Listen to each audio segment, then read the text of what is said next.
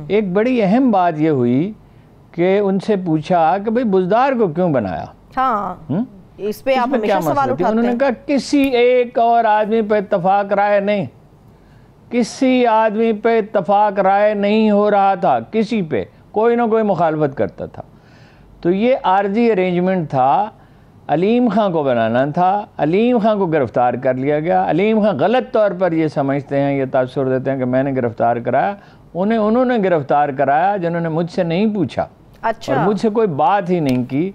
इसके बाद उन्हें वज़ारत दी और उन्हें मुतमिन करने की कोशिश की।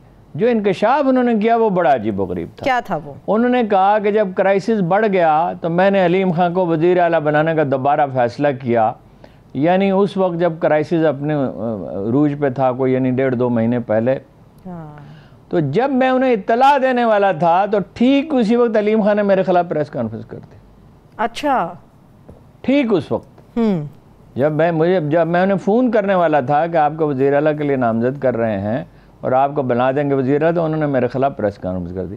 वो जहांगीर तरीन साहब के बारे में भी गुफ्तगू की और कुछ सदमे का उन्होंने इज़हार किया। आज मुझे देख के बड़ा ताज्जुब हुआ, अगर ये सही है मुझे अब तक यकीन नहीं आ रहा, हालांकि बार बार मैंने उसे पढ़ा है और ताज्जुब हो रहा है कि जहांगीर तरीन साहब ने कहा है कि शहबाज शरीफ साहब अजीम तरीन एडमिनिस्ट्रेटर हैं और इमरान खान के करप्शन के सारे सबूत मैं फराहम करूँगा। अब ये सब जानते हैं कि उसने ज़ाती तौर पर तो कोई करप्शन नहीं की, करप्शन तो थी, इसमें तो कोई शुबा नहीं है, मगर ज़ाती क्या करप्शन की है उसने। तो इस पर खैर ये तो आज की बात है, इसका जिक्र नहीं हुआ। और कोई बात आप पूछना? बिल्कुल, मैं पूछना चाहूंगी हारून साहब, ये तो अंदरूनी मामलात थे, अब जरा बैरूनी मामलात के ऊपर जाते हैं, मास्को के दौरे के ऊपर। खान साहब रशिया जब गए थे, पहले तो ये बताइए के बारे में। अच्छा, एक तो मैंने उनसे ये पूछा जी, एक तो मैंने उनसे ये पूछा कि जाने से पहले आपने मुझे बात करने दें, 20 मिनट हो गए। वो आपने जाने से पहले आपने वज़ारत ख़ारजा को एतमाद में लिया, उनकी राय ली, आपने चीफ़ ऑफ आर्मी स्टाफ से बात की। उन्होंने कहा हाँ, वज़ारत ख़ारजा बहुत पुरजोश थी, बहुत।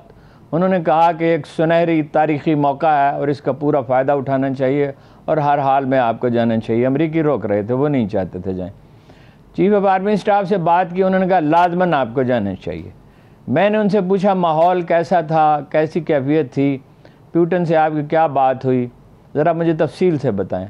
उन्होंने कहा कि एक बड़ा अजीब व गरीब इंकशाफ किया। उसने कहा, प्यूटन ने कहा मैंने 250 मस्जिदें बनाई हैं और वो सिर्फ चेचनिया में नहीं है, बाकी रूस में भी। रूस में काफ़ी मुसलमान हैं और मेरी बीवी मुसलमान है। मैं तो इस पर इतना हक्का बक्का रह गया, मैं मज़ीद कोई सवाल ही नहीं कर सका कि बीवी उसकी मुसलमान है तो उसकी शादी कैसे हुई। बहरहाल उसने कहा, इस्लामिक फोबिया पे बात हुई तो उसने कहा, उसने अप्रिशिएट किया और उसने कहा मैं इसमें आपके साथ हूँ। ये बड़ी नामुनासिब बात है कि इस्लाम के ख़िलाफ़ प्रोपेगेंडा किया जाए और आपने इसमें जो रोल प्ले किया है हम उसे अप्रिशिएट करते हैं और इसमें हम आपके साथ हैं। फिर मैंने तेल का पूछा, वो तो खैर खबर आई। अच्छा, मैंने कहा कि क्या माहौल था। उन्होंने कहा माहौल ये था कि 3 घंटे हम बैठे रहे, हमला हो चुका था, उसी दिन हुआ, हमें तो मालूम नहीं था। 3 घंटे में ना उन्होंने कोई टेलीफोन कॉल ली। हालांकि जंग हो रही हो तो ऐसी सूरत हाल में ज़ाहिर है लम्हा बलम्हा मालूमात आती हैं और उन्हें ज़ाहिर है गाइड करना होता है, फ़ैसले करने होते हैं। कोई टेलीफोन कॉल उन्होंने नहीं ली, कोई किसी ने इंटरप्ट नहीं किया। मैंने कहा उनका वो मूड कैसा था, किस तरह से। उन्होंने कहा वो बिल्कुल रिलैक्स थे, बहुत कंफर्टेबल थे। फिर ये है कि ये तेल की कैसे बात हुई। उन्होंने कहा उन्होंने ऑफ़र की 30% कम पे तेल देंगे। अच्छा। और 20 लाख टन गंदम भी देंगे। तो मैंने कहा ये मतलब फ़ैसला हो गया। उन्होंने कहा नहीं, फ़ैसला तो हो गया मगर जुज़ियात तो बाद में तय करनी थी। लेकिन जब मैं वापस आया तो मुझे कहा गया कि भाई ये आपने को इसकी यूक्रेन की मजम्मत करनी चाहिए और मैंने तो इनकार कर दिया कि इंडिया ने नहीं की है तो मैं कैसे मजम्मत करूं। और पेट्रोल का तो मामला उन्होंने कहा बीच में ही रह गया, इसलिए कि जब इंडिया नहीं कर रहा तो हम कैसे कर रहे हैं। और इंडिया धड़ाधड़ तेल खरीद रहा है। तो 30% आज मैंने उसके फिगर्स देखे हैं, कोई $22 बिलियन का तेल हम खरीदेंगे। अच्छा। तो 30% आप देख लें कि उसमें कितना बनता है। $6 बिलियन से ज़्यादा बनता है, उसकी सेविंग हो सकती है कि सब खरीदते, सारा तो शायद ना खरीदते। और वो आपको IMF वाले ज़्यादा से ज़्यादा $2 बिलियन एक्स्ट्रा देने के लिए तैयार हैं, और उसका भी वादा नहीं किया है उन्होंने। अभी उसकी तफसीलात तय होंगी। अच्छा। और सऊदी अरब से भी कमिटमेंट नहीं मिली है। हाँ, सिर्फ बात हुई है। अच्छा, ठीक है, ठीक है। ये जो और ये भी इंकशाफ हुआ, सिर्फ उन्हीं से नहीं बात हुई, वहाँ और लोग थे, उनसे भी बात हुई कि इसमें बरतानिया भी मुलव्वस था, बरतानवी सफारत खाना भी मुलव्वस था, वो भी लोगों को उकसा रहा था। इस मुलाकात में सिर्फ अरुण साहब यही मामलात के ऊपर बात हुई, या कुछ ऐसी बातें भी थी खान साहब से आपकी हुई जो रशिया में उनके और प्यूटन के दरमियान हुई और अभी तक मंजर आम पर नहीं आ सकी? क्या कोई और भी मामलात थे?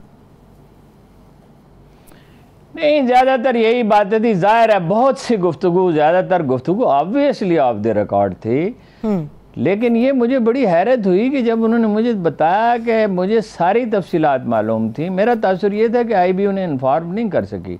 उन्होंने कहा नहीं, मुझे इन्फॉर्म किया जाता रहा। उन्होंने लोगों के नाम लिए जो नहीं लिए जा सकते, वो कि फ़लाँ साहब के पास मीटिंग हुई, फ़लाँ जगह पे मीटिंग हुई, फ़लाँ मौके पे मुझे आकर बताया गया, फ़लाँ आदमी मिलने के लिए गया है और फ़लाँ ने ये बात की है, और ये सारी तैयारी उस वक्त की जा रही थी मुझे हटाने की, और मुझे मालूम था। और ये तो आपको पता है, वो कहते ही हैं, कल तो ये फिक्रा उन्होंने नहीं कहा कि ये मेरी ज़िंदगी के तल्ख तरीन वक्त था और मेरे हाथ बंधे हुए थे, और ये भी उन्होंने दोहराई बात कि मुझे हुकूमत लेनी ही नहीं चाहिए थी। और ये आज उन्होंने फिर कहा है कि अगर मेरी अक्सरियत ना हुई तो मैं हुकूमत नहीं बनाऊंगा।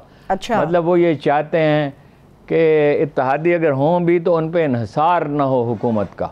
अच्छा, ठीक है। तो शहबाज गिल साहब के बारे में, शहबाज गिल साहब के बारे में बात हुई कोई आपकी? वो खुद जीते हैं, उनके जो हादसा पेश आया। शहबाज गिल साहब के बारे में बात हुई, मैं टेलीविजन पे नहीं करना चाहता।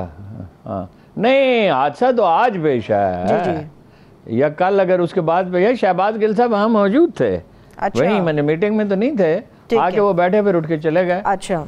तो मतलब वो शहबाज गिल का हादसा तो जाहिर है उसकी तहकीकात अगर हुकूमत करेगी तो उस तहकीकात का क्या भरोसा है। पीछे से गाड़ी कैसे लग सकती है, ये तो बड़ा अजीबोगरीब बात है कि पीछे से गाड़ी टकराए, और वो हुकूमत ने फटाफट कह भी दिया कि वो इत्तफाकी वाक़या है, और वो गाड़ी उलट गई, यानी इतने ज़ोर से लगी, वो ब्रेक नहीं लगा सका। क्यों नहीं लगा सका ब्रेक? अच्छा। और वो ज़ख्मी हैं।